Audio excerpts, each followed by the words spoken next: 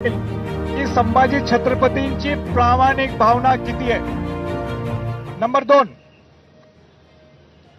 मुंबईत ही देशाची आर्थिक राजधानी आहे आणि मुंबईत एक मोठं स्मारक व्हावं ही त्यावेळी सगळ्या पुढाऱ्यांची इच्छा होती। त्याचं मी कौतुक करतो। पूर्वी पहिल्यांदा जर कोणी घोषणा केली असेल ते राजश्री छत्रपती शाहू महाराजांनी केली। राजश्री छत्रपती शाहू महाराजांनी इच्छा व्यक्त केली मुंबई महानगरपालिकेकडे की मुंबई महानगरपालिकेच्या समोर तिथं छत्रपती शिवाजी महाराजांचं स्मारक उभं राहावं। त्याचा पूर्ण खर्च हा मी माझ्या करवीर संस्थांच्या दरबारमधनं करेन। पण त्यावेळीची राजकीय परिस्थिती काय झाली, काय घडलं त्याच्यात मला खोल जायचं नाही, ते गेलं नाही पुढं। नंतर अनेक लोकांनी आपल्या भावना व्यक्त केल्या की मुंबईत सारख्या ठिकाणी इथं शिवाजी महाराजांचं एक भव्य जे जग पाहिल असा इथं स्मारक व्हायला पाहिजे। गडकोट किल्ले तर जीवित स्मारक आहे त्याचे।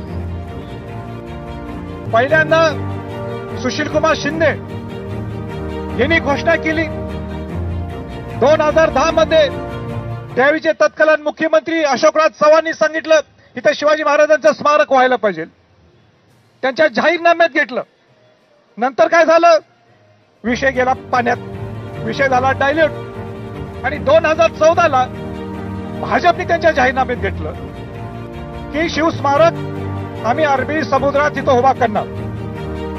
2016ला बरोबर बघा, मुंबई महानगरपालिकेच्या निवडणुकीच्या अगोदर ते साधून घाई गडबडीने पण त्यांनी देशाचे पंतप्रधान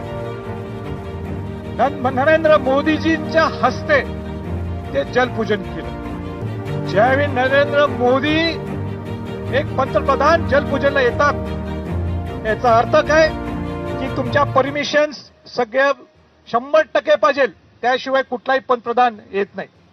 पंतप्रधानांनी जलपूजन केलं। त्या जलपूजनला मी स्वतः हजर होतो। मला आनंद वाटला, मला कौतुक वाटलं की खरोखरच गडकोट किल्ल्याचं ठीक आहे रेंगाळलंय, ते व्हायलाच पाहिजे। त्याच पाठोपाठ जर इथं शिवाजी महाराजांचं एक भव्य स्मारक उभा राहत असेल, जसं सरदार वल्लभभाई पटेल यांचं स्मारक उभं राहिलं गुजरातमध्ये, मला तुलना करायची नाही, पण शिवाजी महाराज हे देशाचं दैवत आहे आणि शिवाजी महाराजांचं जर इथं स्मारक होत असेल त्याचं कौतुक व्हायला पाहिजे। पण 2016ला जलपूजन झालं, एक समिती सुद्धा स्थापन झाली, L&Tला कॉन्ट्रॅक्ट दिला गेला।